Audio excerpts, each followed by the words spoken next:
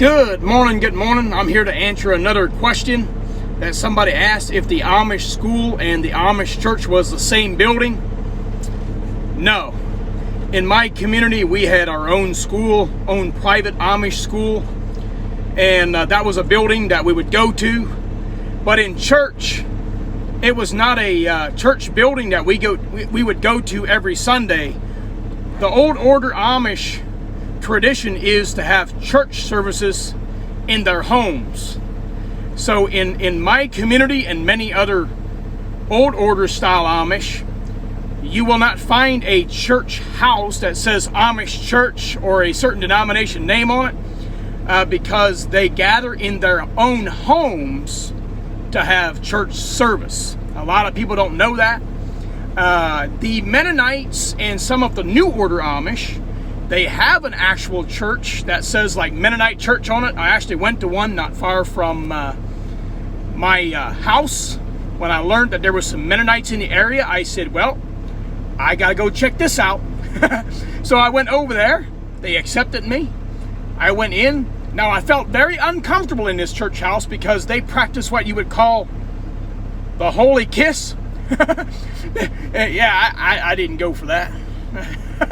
They shake your hand and the men kiss each other on the cheek, and that's what the Mennonites practice. And it's actually found in the Bible to greet each other with a holy kiss, and they literally practice that.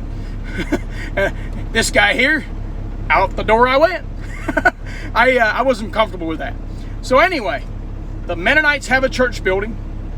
The Mennonites sometimes even allow kids to go to public schools, and some of the New Order Amish, like in northern Indiana, when I visited them, they would go to the public school as well.